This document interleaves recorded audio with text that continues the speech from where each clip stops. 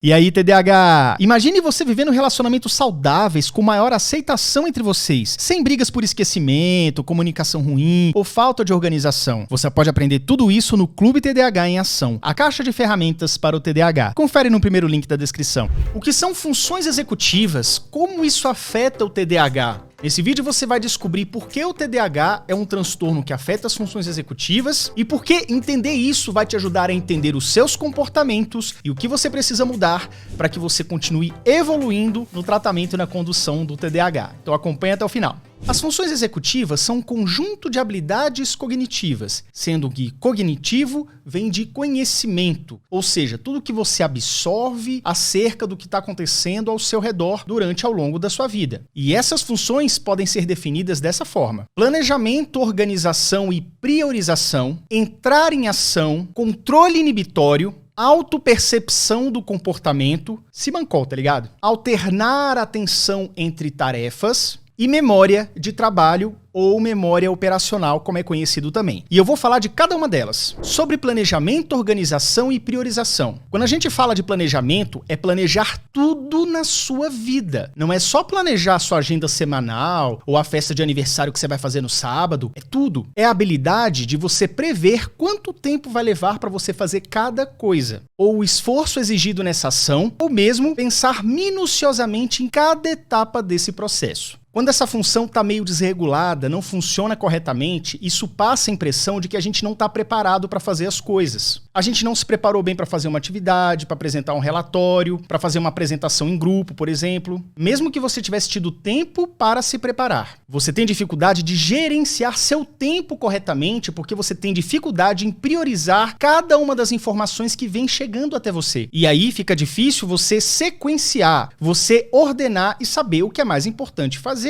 Você tem uma festa importante para ir, você tem que estar lá às 20 horas, deu 7h30 e você ainda está decidindo qual sapato escolher, ou se você deve botar sua roupa logo ou ficar ali zapeando no celular. E como consequência, você perde tempo fazendo atividades totalmente inúteis, ao invés de estar se preocupando com o que realmente importa no tempo presente. Agora, sobre entrar em ação. Tem a ver com começar algo, agir, sair do campo das ideias. E lembrando que qualquer pessoa pode postergar entrar em ação. Qualquer pessoa pode ter aquela preguicinha antes de agir, principalmente com relação a algo que ela não quer fazer. Mas sabe qual é o problema? Para nós TDAH, iniciar a tarefa é que é o nosso maior problema. O problema maior é iniciar, é sair da imobilidade. Porque você mesmo percebe que depois que você começa uma tarefa, ela deslancha. Por exemplo, na hora que eu vou gravar esse vídeo aqui, sem brincadeira, eu fiquei 1h30 olhando pro cenário, olhando para as câmeras ligadas, sem ter coragem de começar a sentar e falar o roteiro que eu preparei. Mas depois desse, eu vou gravar mais 3 vídeos e tenho certeza que eu não vou parar por nada até concluir. E no nosso caso, essa dificuldade de sair da imobilidade é como se tivesse um bloqueio que simplesmente impede a gente de começar a agir. Você tem uma tarefa que é importante, que é chata, mas você sabe que se você sentar, você faz em 30 minutos, mas é capaz de levar 30 horas para começar. E é por isso que muitas vezes a gente precisa de um estímulo, de uma pressão externa para começar. É o caso de muitas crianças que procrastinam a tarde inteira jogando videogame, até que a mãe manda ele sentar, abrir o livro de matemática e começar a fazer o dever de casa. E depois que ele senta, ele até faz a tarefa, mas o negócio é que se não fosse esse empurrão, ele ia deixar até o dia seguinte e não ia fazer nada. Outro exemplo, digamos que você tem um trabalho grande e complexo para entregar na faculdade ou mesmo no seu trabalho. E isso vai te dar trabalho e também exigir um planejamento, porque tem várias etapas diferentes. Geralmente uma pessoa sem TDAH, ela vai querer começar logo essa tarefa para concluir logo e se ver livre para poder fazer outras coisas mais interessantes. Mas para nós que tem TDAH, é tão desgastante iniciar essa tarefa que a gente não pensa nisso. A gente nem para pensar que se a gente fizer logo, a gente está livre logo. E aí a gente não leva em conta o estresse e ansiedade que é esse fato de você não conseguir dar o primeiro passo.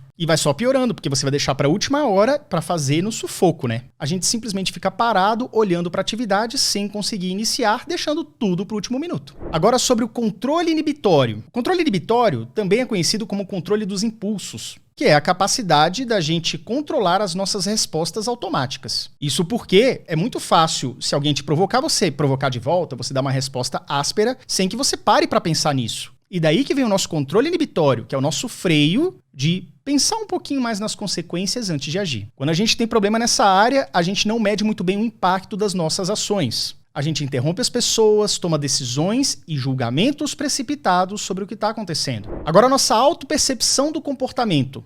Essa daí tem muito a ver com a questão social. É a nossa habilidade de observar o nosso comportamento, de saber se o que a gente está fazendo é o que é esperado pelos outros, por exemplo. Quando essa parte não está funcionando muito bem, significa que a gente tem uma ideia frágil do nosso comportamento ou do impacto que isso possa estar tendo. A gente não sabe se está sendo adequado ou inadequado e como isso pode estar afetando as pessoas ao nosso redor. É o famoso simancol. E isso também prejudica os feedbacks que chegam até nós. Muitas vezes, se a gente recebe uma crítica do nosso comportamento, a nossa reação impulsiva é até mesmo de retrucar e dizer que isso é exagero da pessoa, porque a gente tem uma baixa percepção até de analisar se o que a gente está falando ou fazendo, se o que as pessoas estão reclamando ou dando feedback faz mesmo sentido ou não. A gente não percebe que a gente pode estar realmente sendo inconveniente. Por exemplo, se você sempre chega atrasado no trabalho, só que isso é meio que comum para você, isso ali tá no seu automático, vamos dizer assim. Mas as reuniões do começo do dia, elas são sempre adiadas por sua causa. Você não percebe o padrão de comportamento que está afetando os outros, o padrão do seu atraso, e que aos olhos dos outros, como você não se toca e também não aceita muito bem os feedbacks, você se torna uma pessoa cada vez menos confiável dentro daquele ambiente. Agora sobre alternar entre tarefas. Alguns chamam isso de flexibilidade cognitiva, que é a capacidade de você desviar a atenção entre uma coisa e outra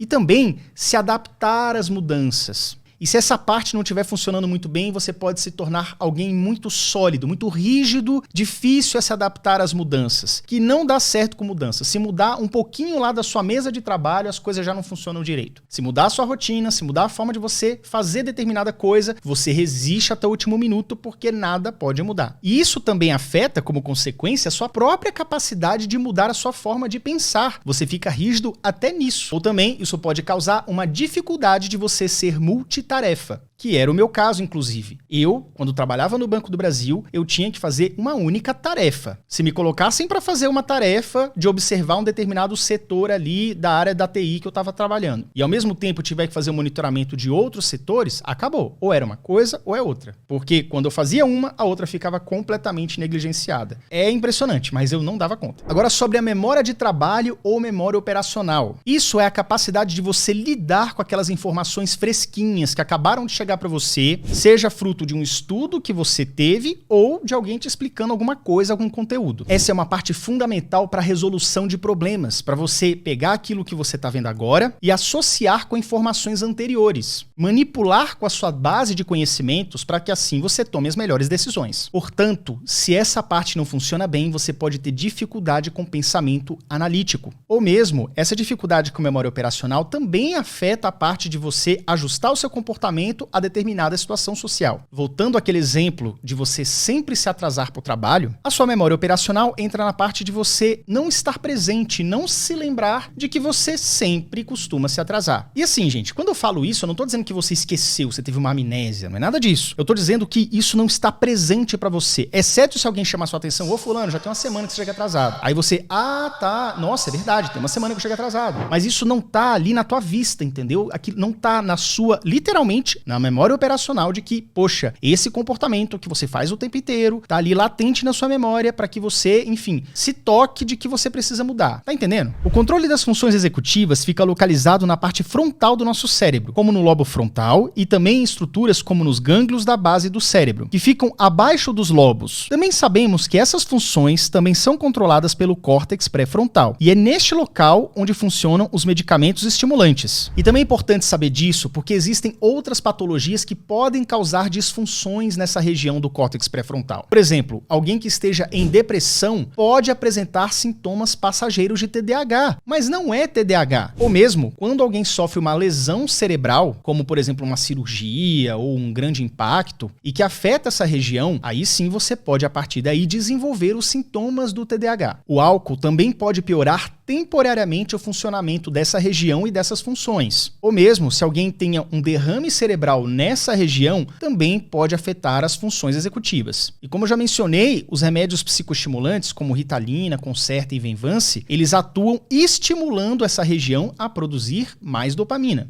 melhorando temporariamente o controle das funções executivas. Porém, muitas pessoas, e eu me incluo nessas pessoas, ainda sentimos muitas dificuldades mesmo tomando a medicação. E é por isso que somente a medicação não ajuda totalmente o TDAH. É muito importante que você esteja na terapia semanal para que você aprenda a lidar com as suas questões e se conhecer melhor. E também é importante que você tenha acesso a ferramentas poderosas que possam te ajudar na questão do autogerenciamento. E muitas dessas ferramentas estão no Clube TDAH em Ação, que você pode acessar clicando aqui no card ou no link aqui da descrição. Espero que tenha gostado desse vídeo, deixe aqui o seu comentário e vejo você no próximo vídeo. Valeu, até logo e tchau, tchau!